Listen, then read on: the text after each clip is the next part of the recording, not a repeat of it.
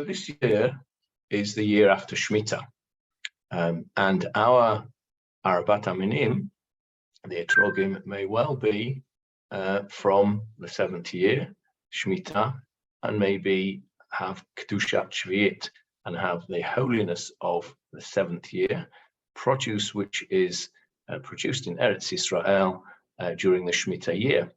Shemitah is a complicated issue, and I've been asked to explain what to do with an etrog which was grown in Shemitah and has Kedushat Shvi'it. What do you do with it when you have finished with it? Well, normally, many places people collect them up and then somebody makes jam out of them, and that's perfectly okay. But then we still have the problem of what to do with the jam, and also what to do with the peelings and the bits that are left over. Now, generally speaking, Kedushat Shvi'it, the holiness of the 7th year produce, means that you can't just chuck it away. It has to be done, it has to be kept and preserved until it has become inedible. And then it can be disposed of.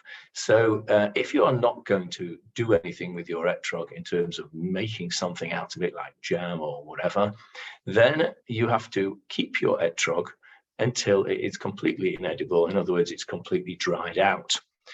Now, if you are like me and a little bit forgetful, what you will do is you will take your beautiful etrog box, which somebody has made for you or bought for you, and you'll bring it home on a Shana Rabbah, and you'll put it down on the table, and then you'll forget all about it because you've finished with it now.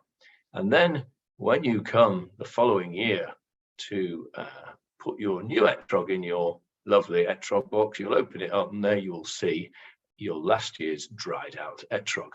Now, that isn't deliberate, that's just because I'm a bit forgetful and forgot to take it out. But it would do very nicely because I have then got my Kedushat Shvi'it etrog completely dried out, completely inedible, and then I can throw it away. Now, you don't have to wait a full 12 months for that. If you leave it out into the air, it will dry up within 10 days or so, and it will be completely inedible.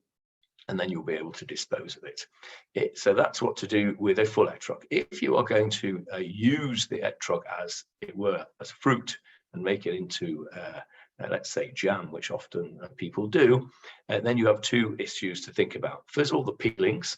The peelings cannot be just thrown away.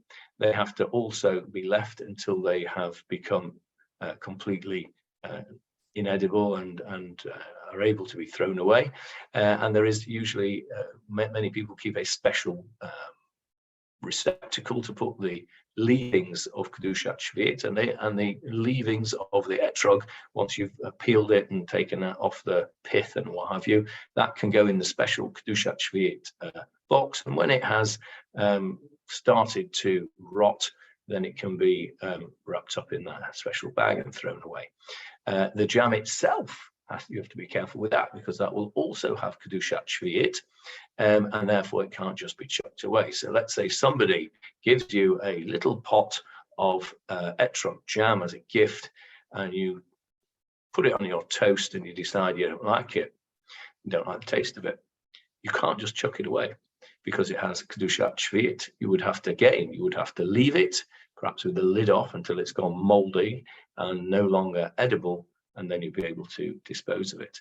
So Kedushat Shvi'it, the holiness of the 7th year, is not just the Shemitah, it's what comes afterwards. Now, all those things are the practical aspects of it, but what do we learn from it? Because we have to learn from everything. What we learn from that is that the Kedushat Shvi'it is something that doesn't just stop at the end. We have to take the Kedusha, the holiness of everything that we do, not just Shemitah, and we have to make it last as long as possible. We want to take the Kedusha into our lives beyond the year of Shemitah, and to be careful about the things that we should be careful about all the time. Shabbat Chol HaMoed, Shalom.